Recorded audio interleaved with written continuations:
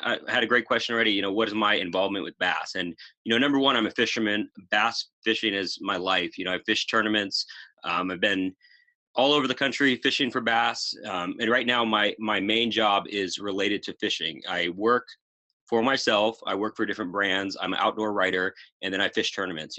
At this point, I'm fishing BFL tournaments, or TBF tournaments, I should say. But in the past, I've been a BFL Angler of the Year twice, been to the BFL All-American. So I've done a lot of different things in the fishing world. But like I said, my whole existence right now basically is bass fishing related objects. So all about bass fishing.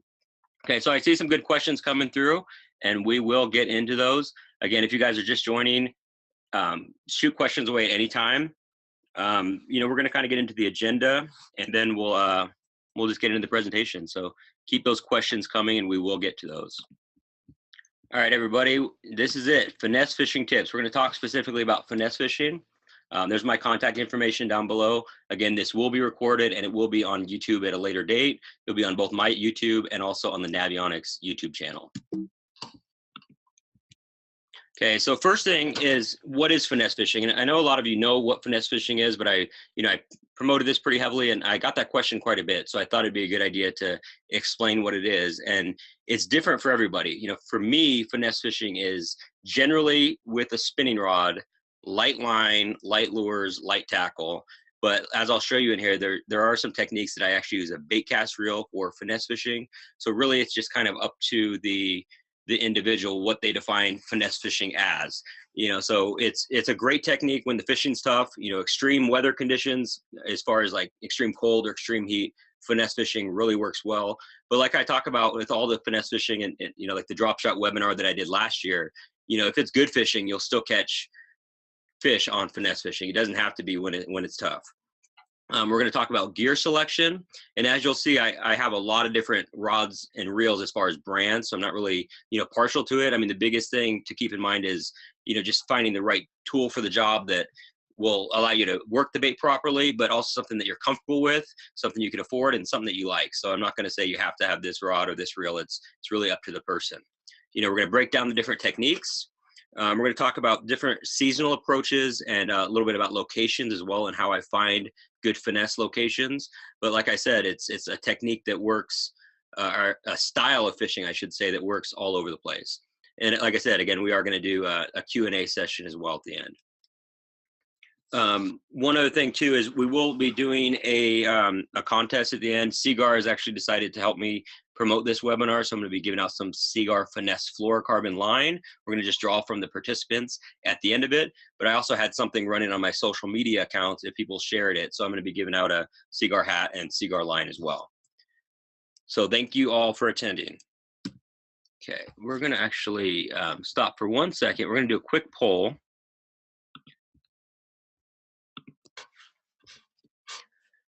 Okay, and this poll will not show up for the recorded version, so I'm going to go ahead and explain what it is. It's just, what is your favorite type of finesse fishing? So the options are drop shot, shaky head, Ned rig, Nico rig, and wacky rig. I kind of group those together. They're similar, but they are different. And then the other option is, what is finesse fishing? Okay, we'll just go ahead and give that another minute or two. Most of you have voted.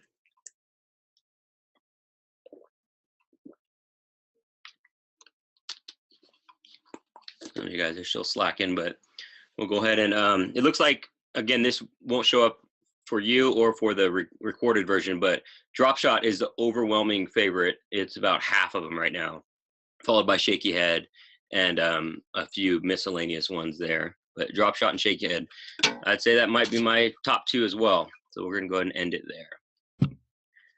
Okay. Okay, good. Getting back to the presentation.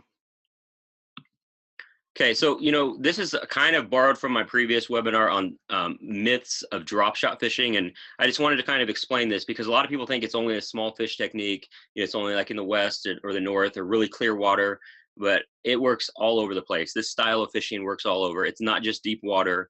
It's not for only for pressured bass. I mean, it works really well for that.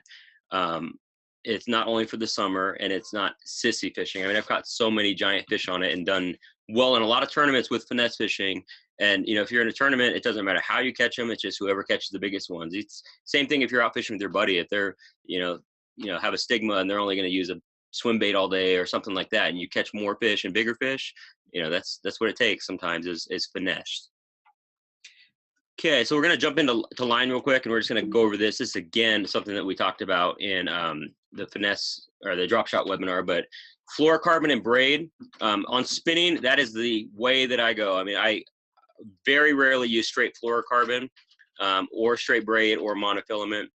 Just the benefits of that is so good, of having the braid that casts really well. It's strong, more sensitive. There's so many benefits to it. And then with the fluorocarbon, you get if you have the leader connected, and we'll talk about some knots in a minute, having that connection, you're going to have the best of both worlds.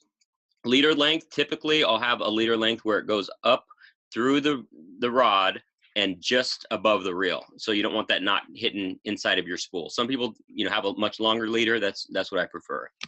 The biggest thing I always talk about is looking at the different diameters of line more than just what it says on the packages in terms of the pound test. This is just kind of some examples that I took off of Tackle Warehouse. Brand A, B, and C. You can see the line that I use, Seaguar Smackdown, is very thin. It's 0.007 compared to some of these that are 0.009.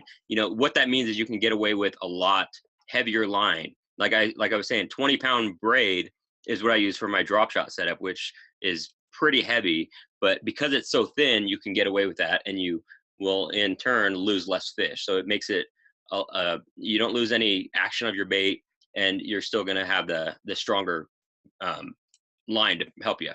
Same thing with fluorocarbon. This is 8-pound. You can see they just vary so much. So, no matter whatever kind of brand you're looking at, just look at that diameter instead of just what it says as far as the pound test. Okay. So braid to fluoro knots. I mean, this is a huge personal preference, I would say. A lot of people swear by the uni. Some people use modified Albright or Alberto knot. I think those are the same exact thing. They're called so many different things. But there's many great tutorials on YouTube. Definitely check out all these knots. Find out which one works best for you. But also think about which one is going to be the easiest to tie when it's rough water or it's cold and your hands aren't as pliable. Think about that. I mean, if you could tie it in your house and it's 70 degrees in there, that's one thing. But if it's easy for you to tie in a actual fishing situation, I mean, that's the one that's going to be the best for you. The one I use is the like I said, it's the modified Albright, but they also call it the improved Albright, and it's always something different every time I read about it as far as the number of wraps. Everyone has different preferences for how many times they wrap the braid and how many times they wrap the fluorocarbon. Like this tutorial that I just took a clip from from Google Images. I think it says 10 and 5, 10 wraps and 5 wraps. I use 7 and 7, and that's just again going to be trial and error, but it's also going to be dependent on the diameter of the line. I mean, if you have a really thick line, if you have something not finesse fishing, you're not going to be wrapping it 15 times, or that knot's going to be giant. So it's just going to kind of vary. So again, just practice with that. Find the knot that works and something that you're comfortable with. But again, more importantly, something that you can tie quickly on the water. Okay. Like I said, Seaguar is helping out with this. So we're going to be giving out a spool of this Seaguar Finesse fluorocarbon. It's a double structure fluorocarbon, which is similar to their Tatsu, which means it's 2 different resins. So it has a soft inner core and then a harder outer core as well. Okay. And it has kind of specific, kind of unusual pound tests. Instead of a 4, 6, and 8, it's 5.3, 6.2, 7.3, and 8.4. So the benefit of that is it's more precise. So think of, if you do finesse fish a lot and you use 6 or 8, think of how many times you're thinking, I wish I had 8, but it's a little bit too thick. This kind of is that in between size. Okay. All right, so now we're going to get into my favorite technique, the drop shot. And judging by the poll we did, is overwhelmingly a favorite of a lot of you guys. And like I said when we first started, you're going to see a lot of different brands of rods and reels. I use a lot of them. For drop shot, and I actually have 4 or 5 drop shot rods, but this is one that I use the most. It's a 7-foot medium light, and it's an Abu Garcia Villain. This is the 2.0, and medium light is pretty light. You know, a lot of people like that medium, but I found that Abu Garcia is a little bit heavier than some medium lights, but it's just about perfect for a drop shot in my opinion. This rod. You could also see this picture of this handle. It's kind of a newer handle that a lot of rods are going to, but it's really comfortable, and you can get a great sensitivity, as you can see that exposed blank. So I really like this rod. That's a Revo MGX, and that's a size 20, and that's that Cigar Smackdown braid. Okay.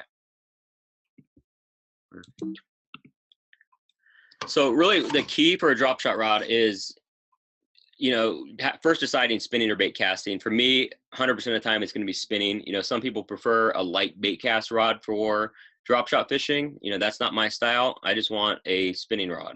I just think that it's so much easier for casting light lures. It's easier if you are dropping it straight below the boat. You can just flip the bail over and it's going to fall a lot easier.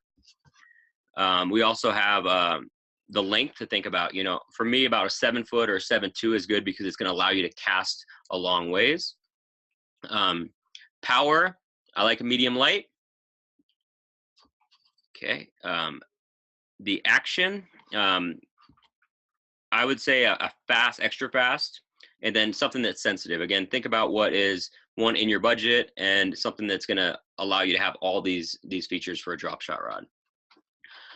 All right, so we have a good question here, and this goes back to that line that I was using because it was that high vis yellow. And Roger says, do you use the bright colored fishing line? And I love it. Unfortunately, the Cigar Smackdown that I use, they don't make the high vis yellow anymore.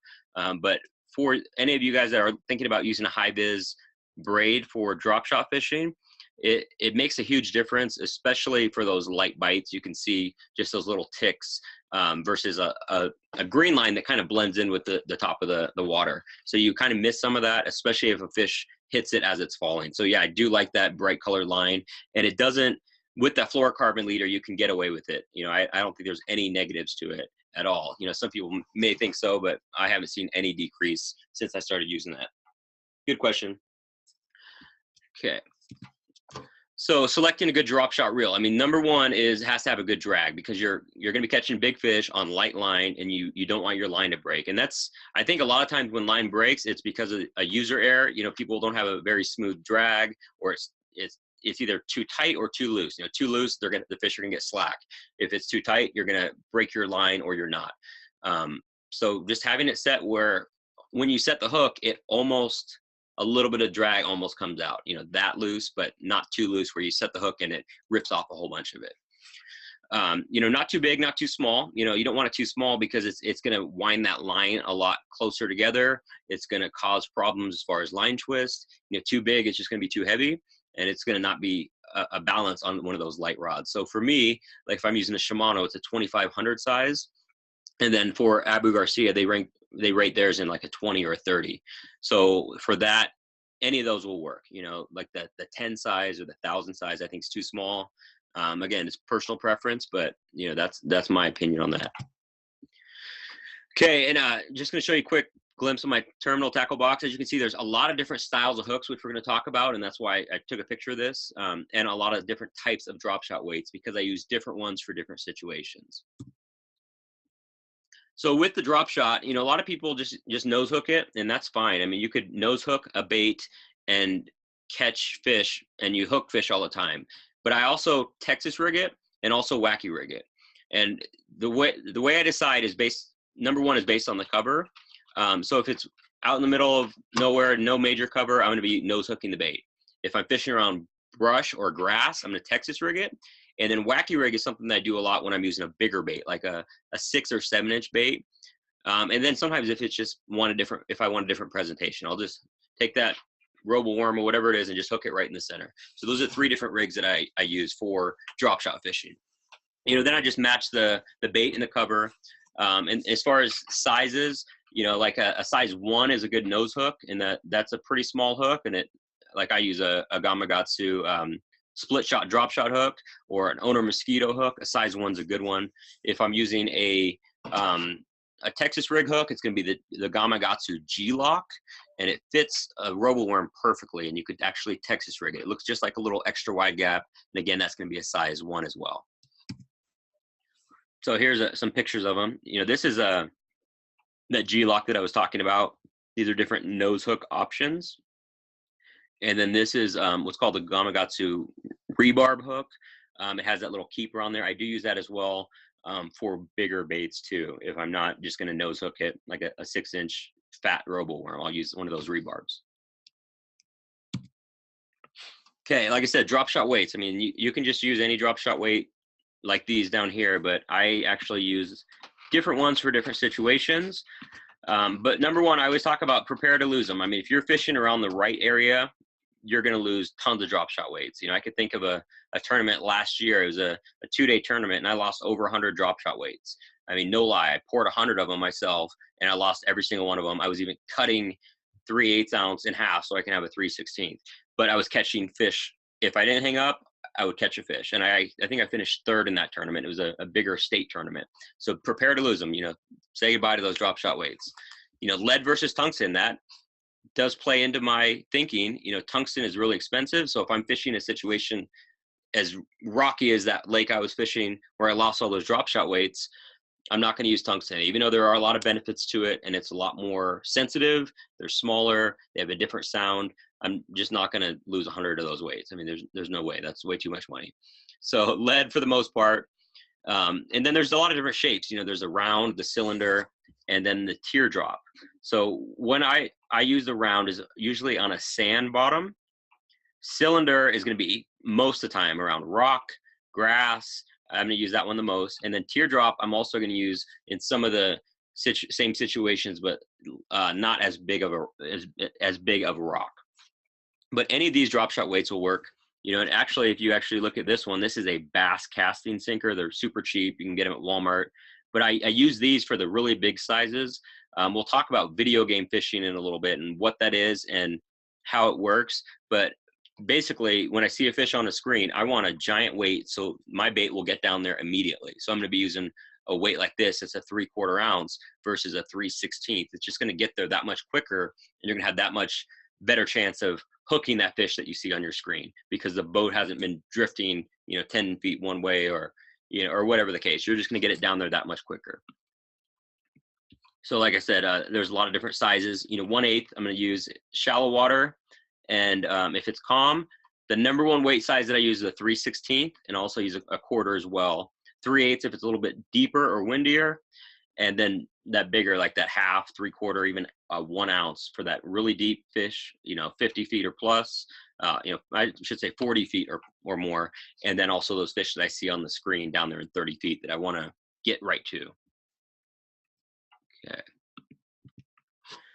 All right, drop shot baits. As you can see, this is a giant list of drop shot baits. And this is just some that I had. I just looked around at my walls and some of the stuff that's hanging on the walls that I've used a lot this year. As you can see, there's all kinds of them, you know, and there's a lot of straight tails. There's, you know, more like creature baits. There's like fluke style baits. Really the biggest thing about this, that the reason I put so many baits on there is because I think it really doesn't matter as much as you might think. You know, it's more the presentation. I'd say even more than the color. I mean, I've caught fish on all these equally. So I don't think that one is better than the other. It comes down to confidence in the bait. It comes down to a color that is somewhat natural, but at the same time, some of these I use in pink or white and all these bright colors or bright chartreuse. So, you know, that kind of goes against what I just said. So, you know, really just find something that you're confident in and something that's a smaller size and a good action. So like a 3 to 6 inch bait with good action when it's on that drop shot rig. So as far as the sizes and shapes, you know, like I said, I try to match the hatch, but again, I don't think it's as important as we all think it is. You know, if a fish sees something dangling in their face, a lot of times they're just going to eat it. I mean, it's that simple. That's what they do. They eat. So, you know, but if they're feeding on bluegill or perch, you want to kind of match that color and that size. But again, it's a lot of times it doesn't matter. One thing I do change though is, you know, something with less action when it's really cold, you know, not a big flashy curly tail or something like that, you know, just a subtle action.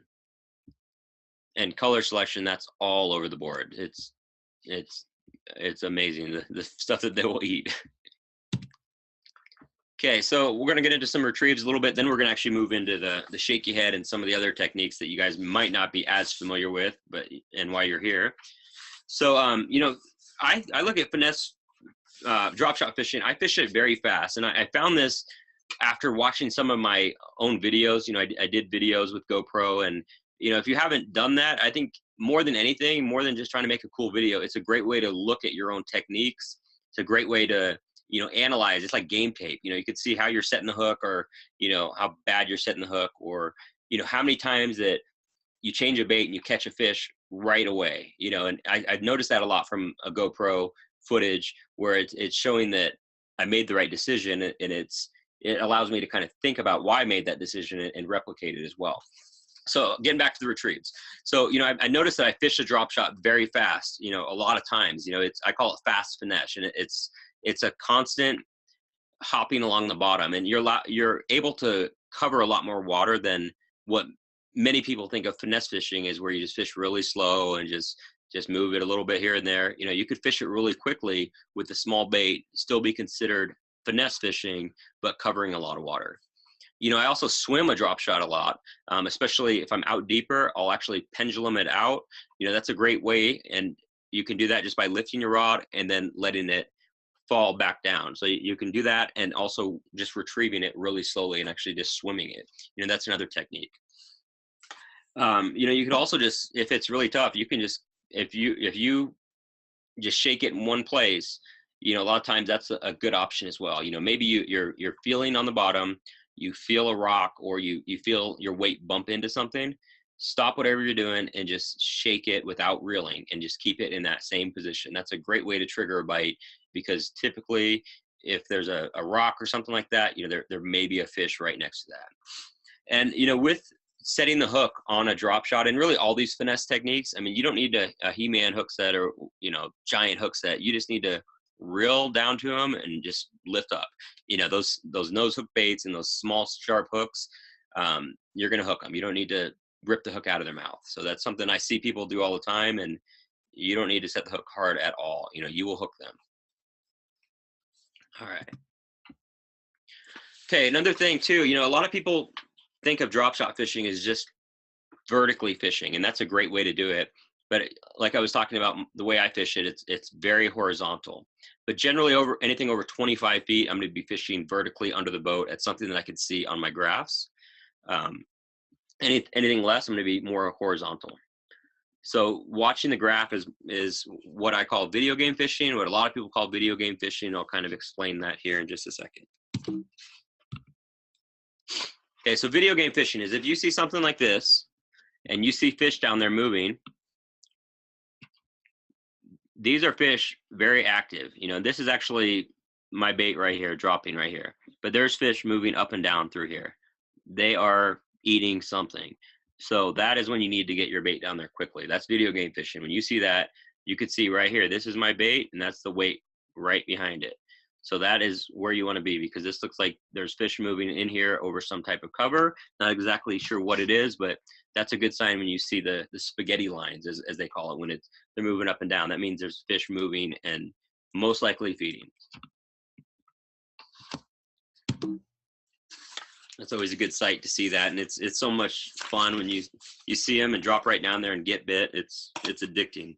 You know, during the late fall, I do this so much that I get off the water, my neck is sore because I'm just staring down the whole day. You know, but that's a good thing. That means you're catching fish doing that. All right, so we're gonna move on into the shaky head section, and I'm gonna go and take a peek at the questions. And like I said earlier, guys, just any questions you have, go ahead and shoot them off, and we will get to them.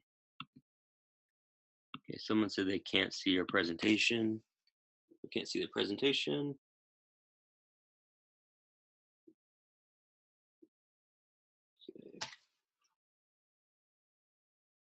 Okay, that looks like it's still on mine at least. So, okay. Okay, this question, like at the end of the webinar, I'll talk about my next two webinars. One's gonna be on swim bait and one's gonna be on jerkbait fishing. So we'll talk about that, Tom, when we get to that point.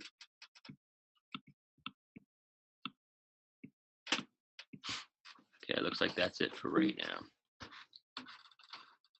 Okay.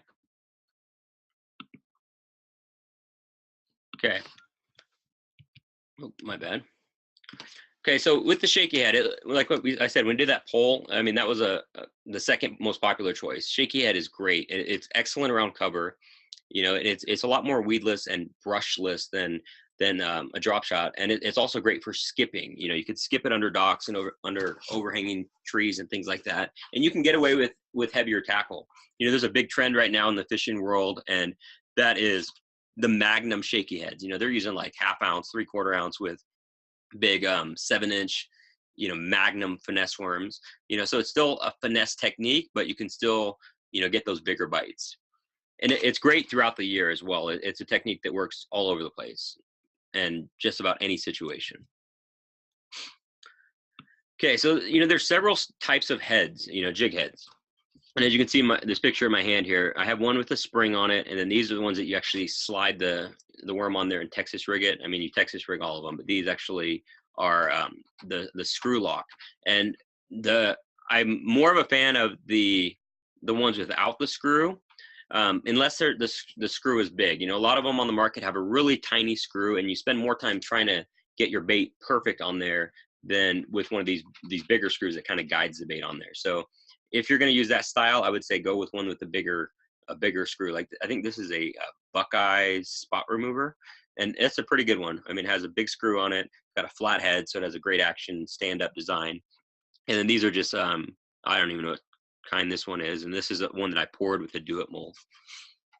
But really, a shaky head, any bait will work. You know, generally, I'm going to be using a straight tail worm. You know, some people like the curly tail worms, but for me, I'm going to be using one of these, either a flirt worm, this is Zoom swamp crawler, or the trick worm, even a Senko, or just a soft plastic stick bait. Any of those will work. It's kind of up to you which one you like. Okay. And I'm also going to use a little bit heavier gear. You know, I'm going to be using a medium rod, and this is a 7.2 Phoenix Recon 2. It's a solid rod, and it has more of a backbone than those lighter drop shot rods that I'm using. This is a Shimano Sustain 2500. Okay. All right, we're going to move on to another technique that I really like, and I've been doing a lot of the last year, and that's using a small hair jig. And as you can see, it works. You know, this is about a 4-pound smallmouth on this little tiny hair jig. It works really good. It's really an ultra finesse technique. You know, you need a lighter rod just because these jigs are really small. You know, some of these are like, I think they're like a 3/32 ounce or something like that. I mean, they're tiny. So you have to be able to cast that light jig. And if it's really windy, it's going to be really hard to do. It's going to give you a warning there. But really, it's pretty an easy technique to fish. You know, it's mainly just a cast and reel. You know, you just want to maybe move your rod a little bit, but just cast it out and reel it in really slow. And you'd be surprised how many fish you'll catch on these little hair jigs. And it's a small bait, but big bass. And the different ones that I'm using, this is the Outcast Fighter Fly. Seth Fighter designed this one. These are actually steelhead jigs. I found this to be a lot cheaper option. That I just kind of got some of these. They're like $2 or $3 versus like $5.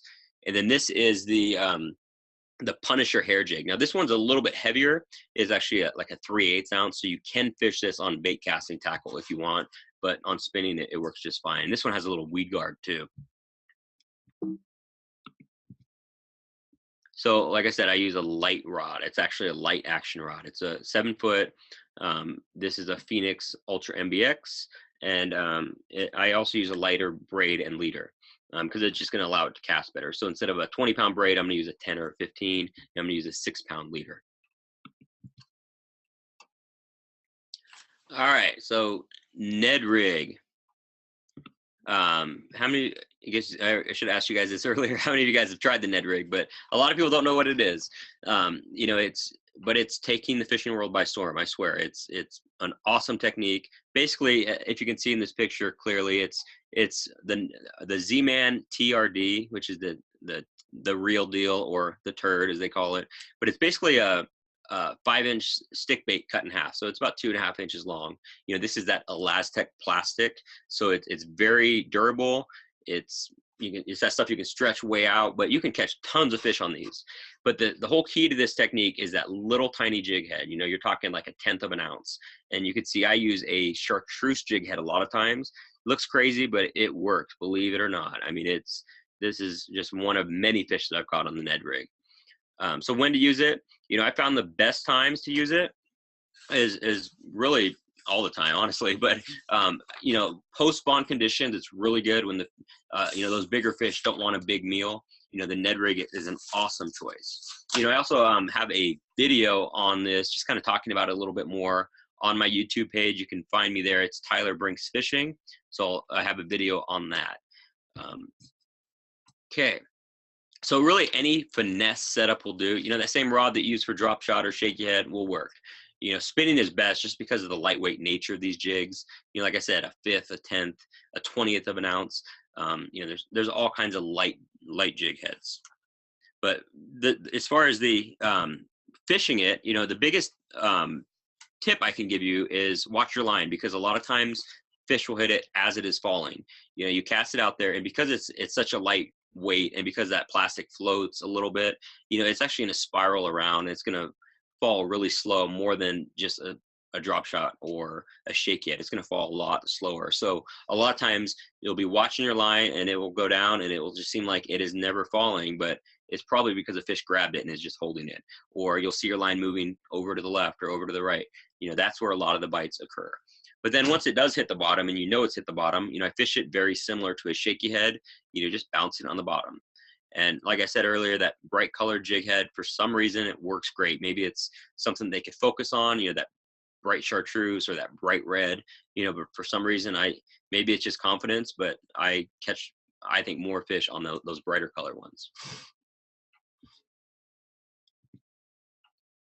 All right, moving on to the Nico rig, which I love as well. And I have a video on this as well on my page. And, you know, this can be done with spinning or bait casting gear.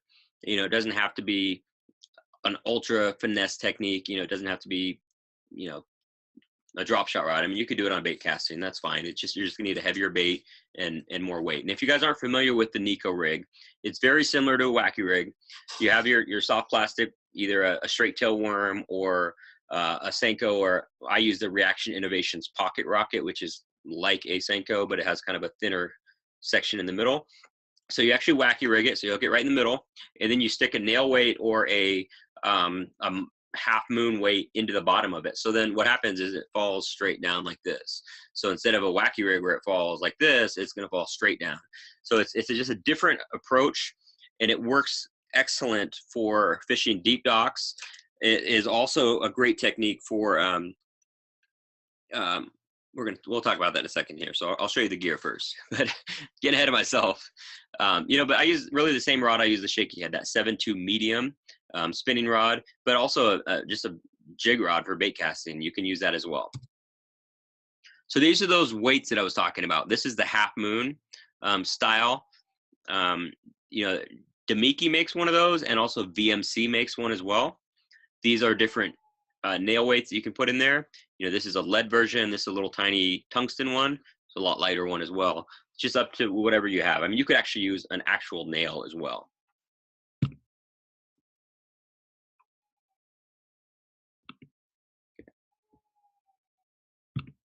Okay. But like I said, you could use either one. And one trick that I've learned is to actually heat the weight before you put it into your plastic. You know, you could use a lighter. Make sure you have pliers, obviously, if you're going to burn yourself, but heat that up and then stick it into the plastic, and it will hold a lot better. Because one of the problems with the Nico rig is after a while, after that bait kind of gets worn a little bit, it will actually fly out. And, you know, if you're using tungsten weights, you know, that's just going to be more problems because you're going to be spending more money. So if you can heat it up and get it stuck in there, go ahead and do it. But like I said, I started saying before I got distracted there, you can actually use an actual nail. You don't have to buy these special weights. Just buy a nail or just grab one from your garage or wherever they are. Those work as well. Yeah, they're not as nice. They don't have these grooves to kind of grip the plastic, but you can use a nail as well. These are those Reaction Innovations Pocket Rockets that I was talking about. I highly recommend these. I love these things. And then there's actually specialized Nico hooks now. This is just a straight shank hook. But in the past, I would just use like a wacky rig style hook. All right, so got a question here. Roger said, "Do you ever use glass rattles?" And I personally don't. You know, I have in the past for like pitching and things like that, but I don't see why it wouldn't work. You know, I mean, you could definitely add a glass rattle to, you know, add some more attraction. It's not going to hurt anything. Okay, so just like when I was talking about the Ned rig, you know, you really got to watch your line, and you know, especially as it's falling, because this technique they're going to hit it on the fall a lot of times. And I can think back to a tournament. I think it was 2015, and I won a club tournament on the Nika rig, and I was fishing docks that were 30 feet deep, but the fish were suspended like 10 feet under them. And I saw them before that. I saw that the day before I saw them suspended under there as a post spawn situation, and I knew that they were by these docks. And you would cast it out there and just kind of count down how far you thought it would be, and that's where you get the bite. And always, as it was falling, you know, they're not going to follow it 20 feet more down. I mean, they might, but most of the time they're just going to grab it as it's falling. They're going to see it falling and maybe chase it for a little ways, and they're not going to go all the way down. So patience is key. I mean, if you are fishing this deeper than I was at that point, you know, you're going to have to let it fall all the way to the bottom, because they might be suspended 5 feet off the bottom and 30 feet. So you just want to make sure it gets all the way down there. And you could really go as deep as you want to with this technique, as deep as those fish are. But it's really for me, it's been a big fish technique. I've caught some really nice fish on this technique that excels in cold months, and then you know, right after the spawn when they're kind of out of it a little bit and suspended. That was a situation in that tournament that I was talking about. All right, so I'm going to give you guys kind of a curveball here. I mean, we're talking about finesse fishing, but I'm talking about crankbaits, and you can see I like this crankbait a lot. This is the DT series of crankbaits, and I call that a finesse crankbait because, you know, you're still casting and reeling, but those are balsa baits. They don't have rattles, and they are best with just kind of a standard retrieve. I mean, you just cast and reel them, so they're not going to be as aggressive as like a deep diving crankbait with all these rattles that's banging into stuff. And a lot of times I'm just casting and reeling it back. And how I set it, my setup is just a medium rod, 7 foot medium, standard reel, you know, nothing special, not an ultra slow reel, like a 6.4 to 1. I fish it on a 10-pound fluorocarbon. And these are some of the different baits that I actually use for what I call finesse cranking. You know, the Rapala DT6, the I'm a Pin Jack is another good one. There's also the Spro Little John, and then Shad Wraps are excellent. You know, they work very good, especially first thing in the year. You know, like right after, if your lake freezes, right after the ice comes off, or if you're somewhere else where it doesn't freeze, you know, that time, you know, really about now, you know, in a lot of different parts of the country where it's still a winter pattern, those Shad Wraps are awesome. But the Shad Wrap, you're probably gonna have to use a spinning rod, I would say, because they're so light, and when you cast them, they just do not cast very well because of just the shape and what they're made of and everything else. Okay, so like I said, it's great first of the year, you know, right when the ice melts, or right around, you know, February, or right before the spawn, but then also right after the spawn. It's a great way to catch fish. And I'll either fish it with a stop and go retrieve, you know, just steady stop, reeling and stopping, and you'll want to vary that based on what the fish are doing. And then also just a standard cast and retrieve. I mean, just cast it out and reel it back. All right, so this is one other tip. You know, earlier I was talking about how color doesn't matter and all that stuff, but I do sometimes think that adding a little chartreuse to it does make a big difference sometimes, you know, especially if there's a lot of perch or bluegill. You know, they have kind of a chartreuse tail, you know, it's just a little lighter colored tail. So this is actually the Dying to Fish kit that comes with the dyes, and then it has a place to dye it and everything, but you can also use JJ's Magic as well. So this is just a great way to customize your soft plastics. Yeah, and Daniel said, is it good for stained water? Oh yeah, absolutely. It's great. And just kind of a side note, not really a finesse fishing thing, but right when the bluegill are spawning, one of my favorite baits is a Zoom brush hog, and I'll dip just the tips of those I guess they're tails. I mean, they're kind of like a curly tail thing. Dip both, just the tip of those in chartreuse, and you'll really match a bluegill. You know, that's a great bait for pitching after the bass are spawning, after the bass are done spawning and the bluegill are spawning. But yeah, definitely good for stained water. Okay. I also pour a lot of my own weights, especially drop shot weights like I was talking about earlier. I mean, you're going to go through tons of them. So if you are serious about it, invest in something like this. It's a do it mold over here. It's definitely a lot more to get started because you got to buy the molds. You got to buy the, all the, the lead's pretty easy to get. But as far as, like the, the pot to melt the lead and all that stuff, it is an investment at the beginning, but it's great to make your own. It's definitely a smart thing to do. And I usually pour hundreds of them this time of year while I'm not fishing. All right. Okay, we'll pause here for just a second and answer some questions. So Adam says, does a dye last as long as the plastic, or do you ever re-dye the same lure? I'm going to say I really don't re-dye it, because if you're catching fish, I mean, that plastic's going to get tore up way before the dye is going to go away. But I mean, I guess it's possible. I mean, but the dye does last quite a long time. So I don't think I've ever re-dyed the same bait. Okay, good question from Rob. This is going back to my finesse cranking. Do you use a slower retrieve for your finesse cranks or vary? I do vary that, but generally it is going to be a slower retrieve, but if it's, especially that early in the year, but if it's after they spawn, sometimes you do need to speed it up a little bit to get their attention, but generally slower. Let's see if there's any other questions here. All right, like I said, guys, keep them coming. Okay, we still got some time, so we'll go ahead and talk about some locations.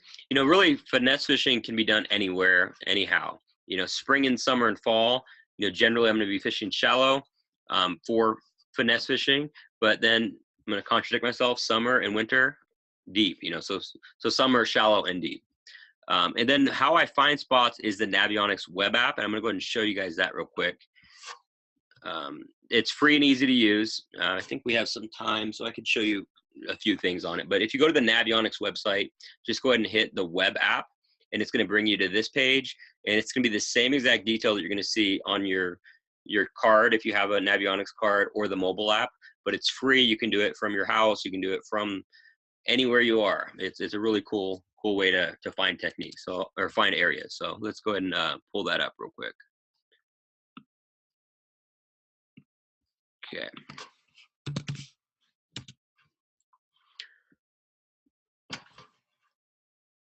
Of course, it's going to take a long time to load here, but it's also a good way to test out if you are thinking about buying a Navionics card. This is a great way to see what you're going to see on your graph before you go and buy that card.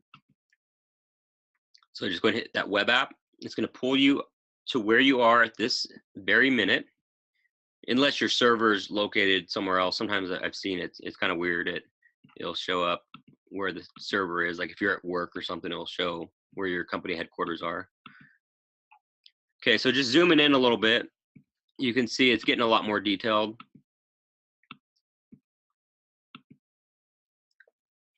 You can see the different colors are different depths. But the biggest key is to make sure that this is enabled right here, because this is the standard layer. Like if you didn't have the Navionics card, just the nautical chart, but then with the Navionics card, you're going to get the sonar chart, which is the 1 foot contour intervals, if that lake has it. And I'll tell you right now, I mean, nobody has more HD lakes than Navionics does. I mean, it's amazing how many they have. And the maps are constantly getting better. This is a lake that I personally fish all the time and map it every time I go out there. I mean, how much this has changed over the last few years is amazing, just from myself and a few other people just recording their logs to make it better for everybody.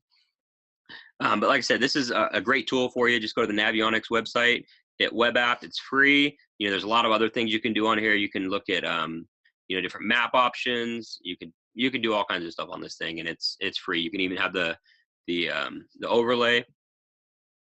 You can do all kinds of stuff with it. So, all right. So we're gonna get back to the questions, or we're gonna run out of time. So, okay. Few more slides, but like I said, I see some questions coming through, and we'll get to those for sure. So just keep them coming. Okay, follow-up questions. If we don't get to yours, you can definitely hit me up afterwards.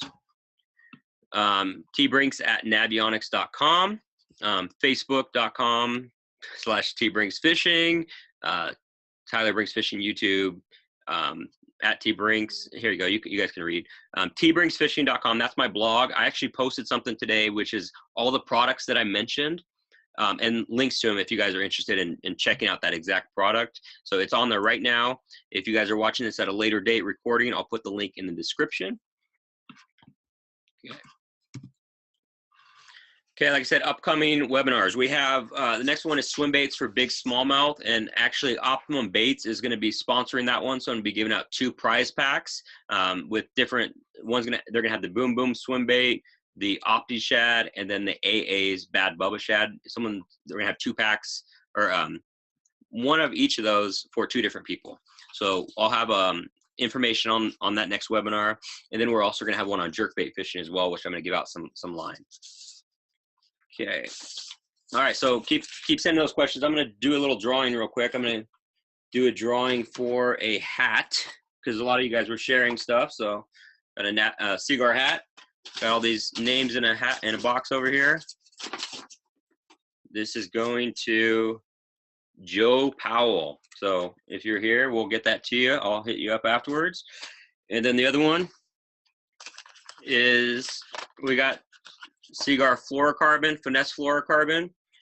You get your pick of the sizes. Like I said, there's all those crazy sizes: 8.4, 7.3, 6.2, and 5.2. So you get to pick which one you want. Not all of them, unfortunately.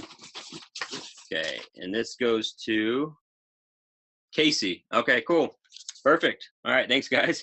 But like I said, we're gonna do the same thing at the next one, but it's gonna be swim baits instead. Okay. All right, Adam, good question. Kayak fisher with no electronics. Can the Navionics web app still be used without buying the Navionics card? You know, for you, I think a good option would be to get the Navionics mobile app. I think that's going to be your best bet. It's a lot easier to access from your. Because it pulls up your direction and it follows you, and you could put waypoints and do so much more with it. I think that's probably the best bet for you. You could still use the web app on your mobile phone, but it's not going to have as many features as having the actual mobile app, because you can do so much more with it. You know, track where you went. I mean, there's so many cool things. And Adam, just if you have any questions, let me know.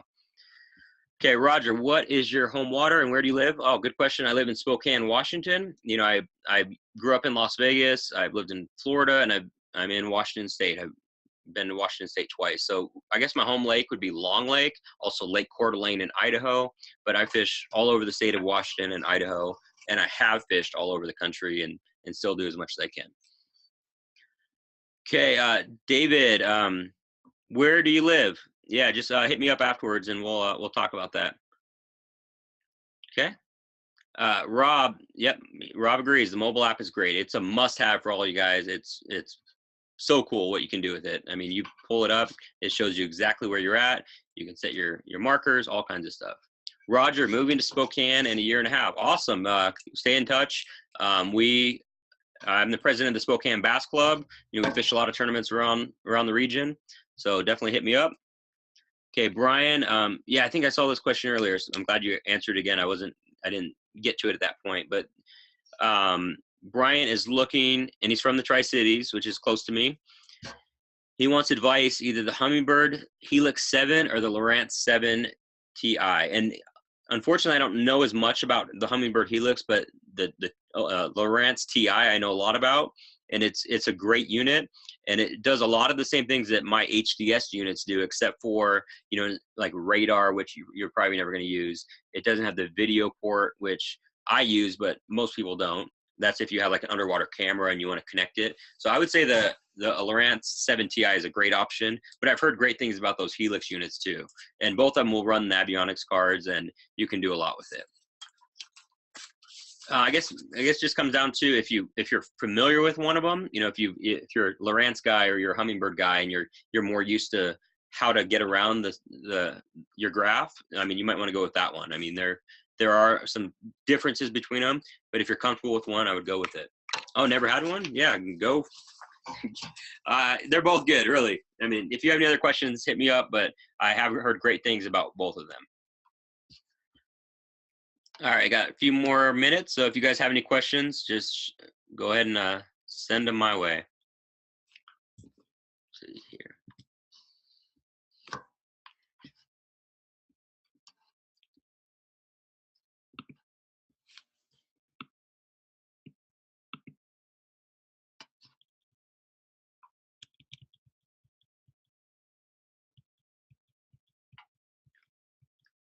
All right, looks like we're about done. But again, you guys are welcome to hit me up afterwards.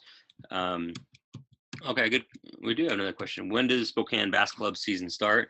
Well, we're pretty crazy. We start in March, which if you're familiar with Spokane weather, that's hit or miss as far as if we're going to have ice on the lakes. This year we might be canceling that tournament, but we start in March and we go till November. So we actually fish quite a bit. You know, a lot of the clubs start in April and end in October. We just push it earlier and later. And we're actually starting at Moses Lake is where we're going to start. So hopefully the weather's going to be good there. It's mid-March. I think it's the 18th or something like that.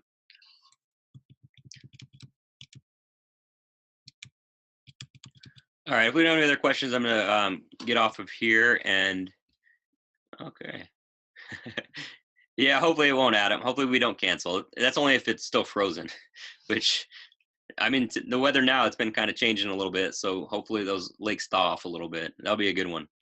All right. Thanks, everyone, for attending. We'll see you at the next one. And again, this will be on YouTube if you just want to double check what I said or something. But we'll see you guys at the next one. Thanks for attending.